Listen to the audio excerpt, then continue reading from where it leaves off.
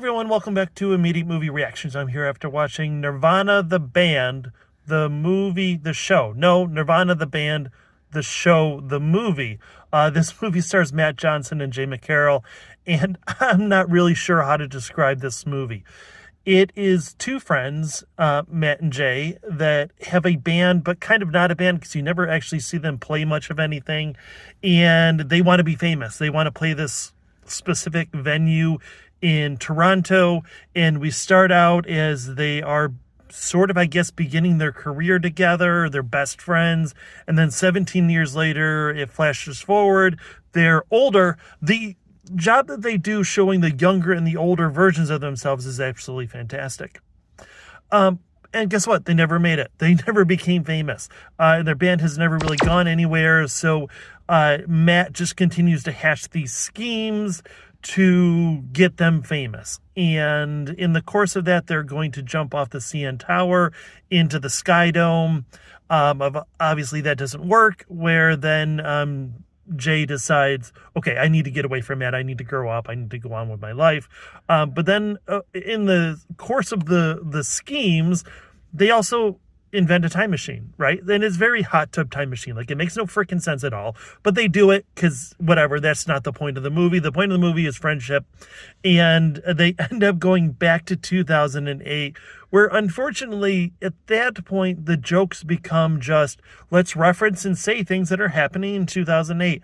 I don't know why 2008, it's 17 years ago from the point of this movie. I don't know why that's so important, but that's where they go back to. And that's about the course of the movie and the humor and as far as it's going to go. I will say that Matt and Jay are very likable. They're charismatic. They're fun. People were laughing in this. Now, people were also leaving.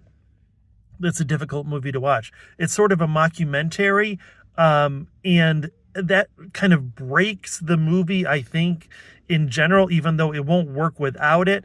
It also, not that you can want this movie to make any sense, but it makes no sense where the cameramen are placed and how they're recording these things and how we've got flashbacks that become scenes that are, you know, more in depth than when we actually saw it happen. The back and forth, I will be honest, I hate time travel. I hate movies about time travel. This one kind of throws the book at time travel, talks about the butterfly effect. There's a lot to do with Back to the Future. But of course, you know, Doc Brown, we believe he can do this because he's this mad genius. How Matt can come up with these things in time travel, I don't know. It makes no freaking sense. It's not even supposed to make sense. It's just kind of ridiculous. I can't say that I enjoyed this movie.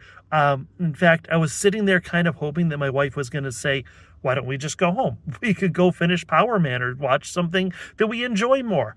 But I was kind of invested. I wanted to see where the movie was going to go.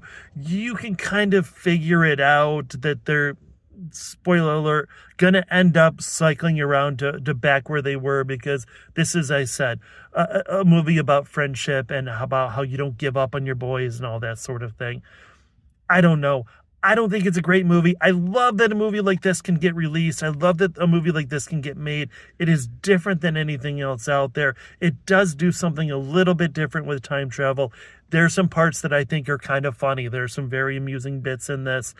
But overall, I didn't quite enjoy it. I think realistically, this movie is probably a 6 or a 7. My enjoyment of it was probably a 5. I could have gone my entire life and never seen this and not have cared or worried about it.